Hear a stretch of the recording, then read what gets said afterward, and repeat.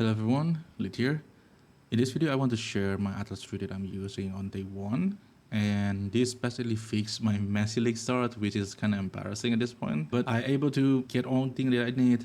The amulet that I'm still salty about because I should be able to buy this when it is 2 div, but for some reason I didn't, and I have to pay 6 div now. For the Atlas tree, there's a 2 Atlas tree that I'm going to show you. The first one is for progressions. This Atlas tree is pretty common. The idea is basically you want to rush Kirak and all the Kirak point, and as Halfak said, Kirak means free maps. So you want Kirak, Kirak will help you a lot with your progression. So this is a Kirak. This is how many Kirak mission you have for each like yellow map, white map, and red maps. And this will help you complete like all of your Atlas. And in case you're running out of maps, you can. Kirak also sells a bunch of these maps. Usually I will stop when it start offering chaos. I don't think it's worth it. So I will usually buy like all of them with chance. This one is probably not because this is a white map, but it's rares. Unless I really need that maps, I probably won't buy it because early on, 4 options is pretty expensive. But the point is you can buy maps here. And this is why Kirak mission is important. And after you get the Kirak missions, for me, I will take June first. So I'm usually always path toward here because I'm always taking June. And June is really good because number 1 is help you with gearing. This boots is from June. This boots alone, because of the 100% chance of avoid being chill, it helps me a lot. June, highly recommended. If your build can do June, I would recommend just take June. And for other things, essences is also one thing that I always like to take because essence is usually I use to fix my gear, especially like resistance. There's a new thing here on black market, like you can buy a few things with Faustus. This is good, the gear come out is really good, but you cannot really choose what kind of resistance. Like let's say I need chaos resistance, you kind of have to spam bunch of them, and it do cost quite a lot of gold. Essence basically help to fix with that kind of stuff. So I'm always taking essences. So basically you rush Kirak.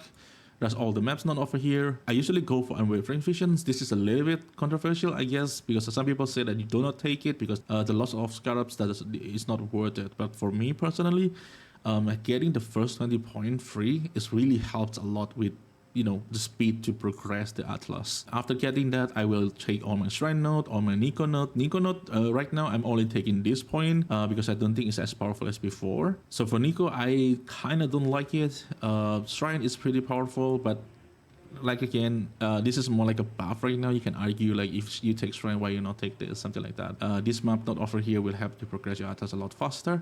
And take all this node on the top after that. This is basically to help you with the progression with Maven invitations. This is why we take the destructive play. And also getting all the Conqueror maps, all the synthesized map, all the Elder and Shepherd maps. This is basically the tree that I'm used to progress all my Atlas. After you unlock 50 Atlas point, you will have access to your second tree. And after you unlock 100, you will have access to your third Atlas tree.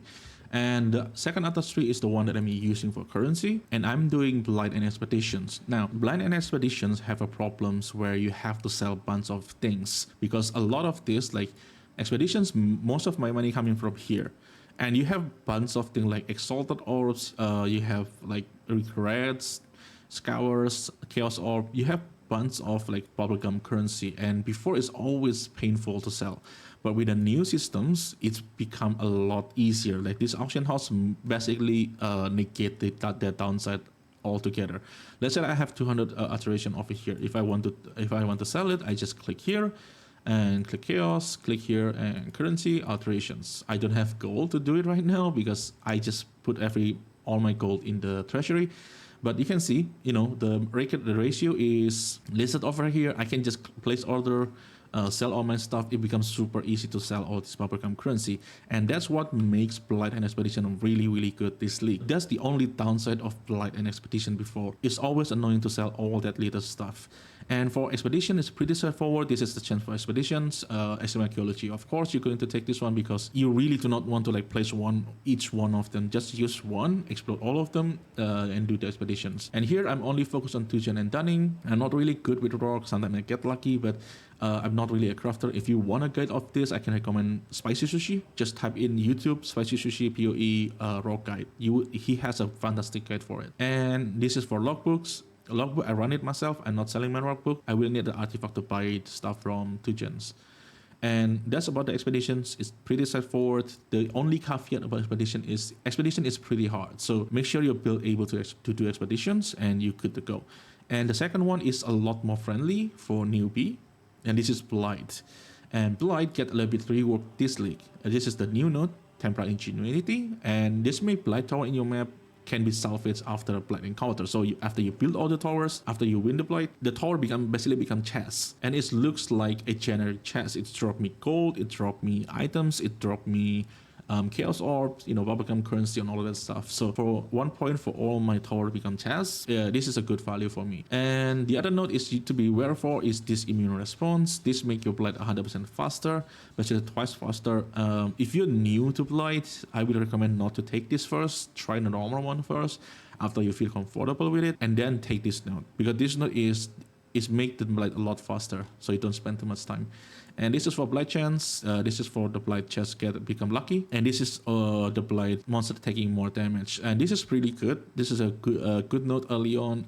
Later on, after your character is wrong, this is not necessary, but we are still in the league starts. This note is really good. And Cassia Pride is really depending on you, because I don't really like Cassia Pride, but it's really not that bad. I make it sound bad that I don't know how to take it, but it's not that bad. But for me, I don't like that I cannot participate in the Blight, because this does take 75% of my damage. I do not want to use Cassia Pride, but if you want to try it out, it's not that bad. I tried before, it's not that bad. I just don't like it when things goes wrong. Like if I miss something, if I do something wrong, I cannot play with the Blight myself. And the last point is here, this just basically give you a chance to get blighted maps, and this is a new node. This especially after you complete your Blight encounter, it will give you Blight Reach, which make every map to drop after that have a chance to become blighted maps. On Blight, we do lose the all 1 tier higher, but what make Blight so good is because it give a lot of bubblegum currency. Like I get some fossil, even though I'm not delving. I just do bunch Blight map. I get this one. All these bubblegum currency is from there.